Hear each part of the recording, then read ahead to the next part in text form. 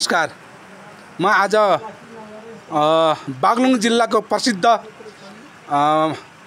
देवीमाई अथवा पिता उत्तरगङ्गा ढोलबराहा मन्दिरमा आएको छु। यहाँ केही अचम्म लाग्दा विशेष प्रकारका मूर्तिहरू, तालहरू, ससाना भए पनि तालहरू र तालका पनि आफ्नै ढङ्गका विशेषताहरूले परिपूर्ण भएको त्यो देख्न पाइएको छ। मैले यहाँलाई यी मूर्तिहरू देखाउँछु। यहाँ बराहा देखिन्छन्। यी बराहाहरू सुन्दर छ। यहाँ बत्ती बाल्ने ठाउँहरू छ है।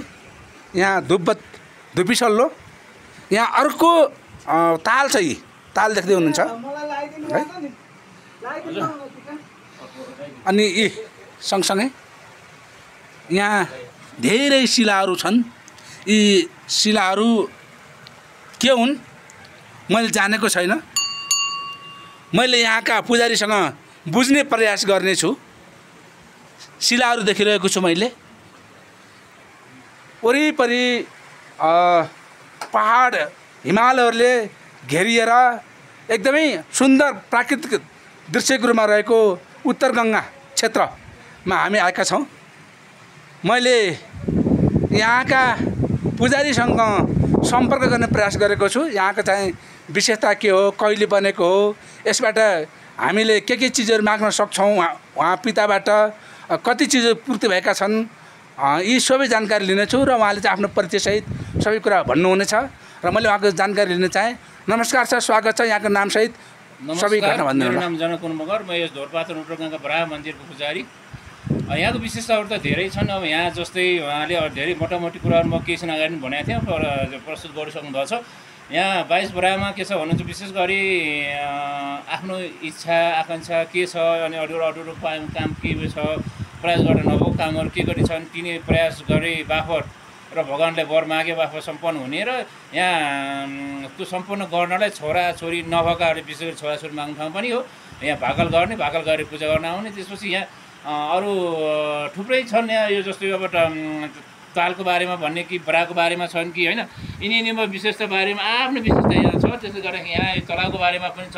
यता हाम्रो 22 बराहा भन्नेको यता माथि यता तलाउ होइन। यो तलाउमा के छ भन्नुहुन्छ भने अब कतिपय यहाँ अघि मोटामोटी सबैले गरिसक्नुपर्छ। यहाँ छोराछोरी भयो नहुनेले छोराछोरी माग्ने, छोराछोरी भइहाल्यो भने पनि मुखमा लाठर भए राम्रोसँग प्रश्न बोलेनन् भनेपछि यहाँ लिएर नआउने, नआएपछि त्यो नानी बोल्ने चलन पनि छ। बोलेर पनि कतिपय धेरैजना लिएर आउनुहुन्छ। अनि यतातिर हाम्रो अरू पनि यतातिर हुनुहुन्छ होइन। सबै 22 बराहा भन्ने ठाउँ छ। कैलाशी बराहा पनि भनिन्छ। यहाँ कैलाशी बराहा पनि हुनुहुन्छ। कैलाशी बराहा पनि भनिन्छ र 22 बराहा पनि भनिन्छ। 22 बराहा भन्ने यतातिर हामीले सबै देखाइसकेको छु। र यहाँ धेरै छन् हजुर। यहाँ विशेष गरी जनै पूर्णिमा र वैशाख पूर्णिमा अनि यहाँको तपाईँको औँसी पूर्णी पञ्चमीमा लगातार बलि चढाउँछ। भेडाको पाठो बलि चढाउने ठाउँ हो। यो बलि चढाएको भाँडो हो, काट्ने चाँडो भन्छ यसलाई हामीले। यो अब अस्तिको गत सालको गएको जनै पूर्णिमा लगभग 1200-1300 पाठा काटियो होला, बलि चढ्यो होला। अस्ति त्यसको लगटै खरबार खरदिन भन्छ हामी, औँसी पूर्णी पञ्चमी पनि भन्छौँ हामी। त्यहाँ पनि हाम्रो यहाँ बलि चढ्ने चलाउनु छ। र अब वैशाख पूर्णिमा विशेष गरी फेरि अब आउँदै गरेको वैशाख पूर्णिमा पनि निकै ठुलो पूजा चल्छ। त्यहाँ पनि तपाईँ कोही त्यस्ता छुटपुटमा हुनुहुन्छ भने, कोही त्यस्ता होइन अस्ति जन्मपूर्णिमा आउनु नभएका कस्ता खानुहुन्छ भने आउनुहोस्, यहाँ तपाईँको मनोकाङ्क्षा पुरा गर्नुहोस्।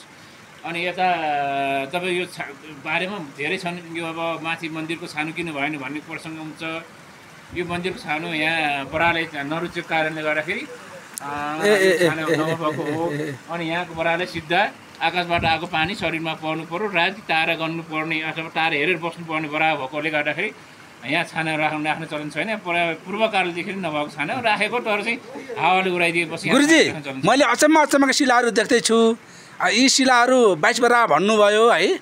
कहाँबाट ल्याउनु, यहीँ पाउनु यी शिलाहरू? अब यस्तो छ हजुर, यो कतिपय अब यी शिलाहरू त अब कतिपय शिलाहरू हिँडेका पनि शिला पुरानो पुर्खौली शिलाहरू हुन्। यिनी पनि पुरानै जुन 22 बराहा हुने बेलाकै भएका शिलाहरू हुन्। कतिपय पछि अब मन्दिर व्यवस्थापन गर्ने बेलामा कतिपय साथीहरूले चढाउनुहुन्छ। जस्तो अब यता यो चढाउनुहुन्छ के अरे त्रिशूलहरू चढाउनुहुन्छ अनि घन्टीहरू चढाउनुहुन्छ होइन कतिपयले अब शिवलिङ्ग चढाउनुहुन्छ कतिले अब यहाँ साँडै बनाएर चढाउनुहुन्छ दण्डी बनाउने कतिले दण्डी भन्नुहुन्छ कतिले हामी बाहिर बेलाको उसलाई बाहुनलाई साँडे भन्छौँ यस्तो यस्तो भक्तहरूले मनोकांक्षा पुरा भयो भने चढाउन आउने ठाउँ र विशेष गरी मनोकांक्षा पुरा होस् भने माग्ने ठाउँ हजुर। अनि सुन्नु न यहाँ ताल देखिएको छ तालमा पानी फुरफुर चाहिँ आइरहेको छ यसको विशेषता के हो यसो बताइदिनु न। यो के हुन्छ भनेपछि कति मैले अघि नै केही अगाडि जानकारी गराएको थिएँ। अब यो तालको विशेषता के एउटा हुनुहुन्छ भने यहाँ साइड कति बेलामा कुन मान्छेको दिन दशा राम्रो भएको त्यसलाई राम्रो हुनेछ त्यस्तो हो भनेपछि यहाँ पानी एकदम मजाले फुरेर माथि फुरेर फोका चढ्दै आउँछ र अशुभ छ भनेपछि यहाँको पानी निकै बेरपछि पनि माथि आउँदैन। यहाँको यो यता टलाउन चाहिँ यता दर्शन गर्न अनि यता भेटी सेटी चढाउन दर्शन गर्नलाई अनि जल चढाउन यताको पोखरी बनाइएको भने उठाको लागि विशेष गरी उठाको लागि पूजा नै गराएको पूजाको लागि नै बनाइएको यो तलाउ चाहिँ। यहाँ यो चोखो पानी जस्तो देखिहाल्नुभयो होइन यो चोखो पानी भन्छ हामीले देउडाल चढ्ने जल यो जल चढाएर पाठा मनाउने पाठा मनाइसकेपछि पाठा मान्यो भने काट्नु छ। यसले गर्दाखेरि यो जल चाहिँ अब जल चढाउनेलाई भगवान्लाई जो विशेष गरी यहाँको जल हो जस्तो देखिहाल्नुभयो होइन अघि उठेको थियो अहिले उठिहाल्यो होइन त्यसो हुन्छ यो किनभने लक्षण कुलक्षण भन्ने हुन्छ शुभ अशुभ भएको साइडमा त्यसरी पानी उठ्छ र कतिपय बेलामा खाली हुन्छ भनेपछि है यसको विशेषताहरू धेरै छन्। अब यहाँ अनि यी बराह कहिलेदेखि चाहिँ यहाँ हजुरहरूले पुज्न थाल्नुभयो त्यो केही थाहा छ हजुरलाई? त्यस्तो मलाई पनि यकिनका साथ यति वर्षै भयो भन्ने कुरा त छैन तर चाहिँ के छ भने पूजा गर्न लागेको मैले थाहा पाएअनुसार 293 वर्ष भइसकेको छ यहाँ बलि दिन लागेको। त्योभन्दा अगाडि हाम्रो पूर्वज अगाडि कतिसम्म गर्नुको त्यो थाहा भएन होइन तर चाहिँ मैले थाहा पाएअनुसार 293 वर्ष यहाँ बलि चढेको भइसकेको छ। अनि तीर्थालुहरू कतिको आउने गर्छन् यहाँ? तीर्थालुहरू त जस्तै अब आउँछन् अब जनै पूर्णिमा विशेष गरी ठुलो पूजा जनै पूर्णिमा हुन्छ त्यतिखेर पनि धेरै नै आउनुहुन्छ पैसा पूर्णिमा आउँछ जस्तै अरू बेलामा पनि पञ्चमी पारेर औँसी पूर्णि पारेर आउने तीर्थ श्रद्धालुहरू धेरै नै आउनुहुन्छ टाढा टाढाबाट गुल्मी तम्घास काठमाडौँ पोखरा यतातिर पनि आउने र इन्डियाबाट पनि आउने गर्नुहुन्छ। सुन्नु मलाई एउटा कौतुक लागेको विषय के भन्दाखेरि नि भर्खर हजुरले व्यक्त गर्नुभयो हामी यहाँ चाहिँ यो यसमा चाहिँ छाइएको छैन यहाँका चाहिँ उत्तर गङ्गा बराहले छाएको मन पराउनुहुन्न सिधै आकाशको पानी आफूले नुहाउन चाहनुहुन्छ र त्यही ढङ्गले उहाँ नुहाउनुहुन्छ अनि उहाँले माथि आकाशमा भएका चाहिँ नक्षत्र ताराहरू गर्न चाहनुहुन्छ त्यसरी चाहिँ उहाँले छाउन मान्नुहुन्न भन्नुभएको छ। अब मलाई एउटा खुल्दुल लागेको चिज के भन्दाखेरि हामी अहिले बागलुङबाट बुर्तिवाङबाट आएको हो खाना खाइएको छैन यहाँ त्यति राम्रो खालको होटलहरू पनि छैन के होटलहरू पनि चाहिँ हाम्रो चाहिँ यी माताले यी पिताले राख्न चाहनु भएको हो कि के हो? यो छानाको कुरा उठिहाल्यो छाना मैले अघि नै भनेको थिएँ छाना यहाँ बराले नरुचेको या छानेर पहिला एकचोटि राखेको होइन छाना राख्दाखेरि एकदमै ठुलो हाडी हुरी आएर छानाले फालेपछि अब पुरो हामी अब अलिकति त्यो झामीको विश्वास पनि गर्ने भएकोले त्यो हेराउँदाखेरि यहाँको बरालाई यो छानाले हुनेन उहाँले जुठो भयो यहाँ बालेको धुप धजाले गर्दाखेरि धुवा माथि जानुपर्ने हुन्छ उहाँले फेरि त्यो जुठो हुने भयो गुम्सिएर त्यो भएको गर्दाखेरि यहाँ हुन्न यो छाना त्यसरी हुँदै बराले नसकेर फालेको भन्ने मान्यता छ। अनि त्यसपछि यहाँ छाना नराख्ने चाहिँ छ होइन। त्यसपछि अब यहाँ होटेलको कुराकानी गर्दाखेरि होटेलहरू कतिपय होमस्टे होटेल यो उत्तरबङ्गको एरियामध्ये पनि ओरोदेखि परसम्म सबै होटेलै हो होइन। र पाहाडतिर जानुभयो भने नौठर गाउँ पाखाठहर सेलपाखे अनि यो गिरान भन्छ यतातिर यो बिजुर खोला यतातिर तपाईँहरू आफ्नो चोइस अनुसार होमस्टेमा बस्ने कि होटेलमा बस्ने कि होटेलहरू वारिपारिको लगभग 46-47 होटेलहरू छन् जस मान्छे मर्कामा पर्नु पर्दैन सुविधाहरू छन् है सुविधा अनुसारको अब होटेल अनुसारकै सुविधा छ।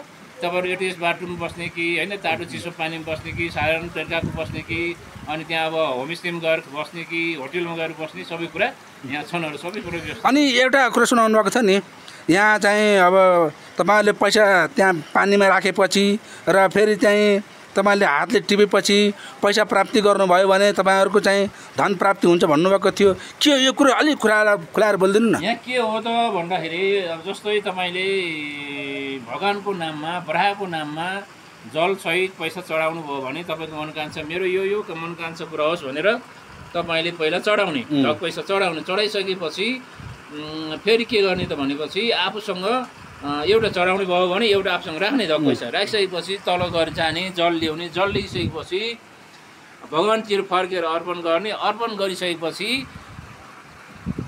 त्यसको लगटै फेरि तान्ने चलन छ यहाँ। अब घोडा टेकेर हुन्छ कि होइन लम्पसार परेर हुन्छ तान्दाखेरि पैसा आयो भनेपछि घरमा शुभ लक्षणको सायद छ, धनको आम्दानी स्रोतहरू छन्, आम्दानी बढ्दै छ भन्ने एउटा मान्यता, पुरानो मान्यता, हाम्रो पुर्ख्यौली मान्यता छ। यो हुँदै पनि आएको छ, हुन पुग्दै पनि आएको छ, धेरै नै पुगेको छ। ल धन्यवाद, धेरै जानकारी दिनुभयो पुजारी। हजुर धन्यवाद। अरू पनि कोही त्यस्ता यहाँ 22 बरामा आएर तपाईँको कोहीको यहाँ धेरै वर्षसम्म काम प्रयास गर्दा पनि काम नबनेको, अनि कहाँ धेरै प्रयास गरेर अधुरो रहेको कामहरू पनि छन् भने आउनुहोस्, यहाँ हाम्रो बरामा आउनुहोस्, भाकल गर्नुहोस्, उहाँले भाकल पुरा गरिदिनुहुनेछ। तपाईँ काम सम्पन्न भयो भने तपाईँ भाकल पुरा गर्न आउनुहोस्। र कति वर्ष, धेरै वर्ष जुनी अब अहिलेको 25-30 वर्षको अन्तर्राष्ट्रिय विवाह गरेपछि 30 वर्ष पनि बितिसक्यो, छोराछोरी भएनन् भने पनि विशेष गरी यहाँ छोराछोरी माग्ने ठाउँ हो।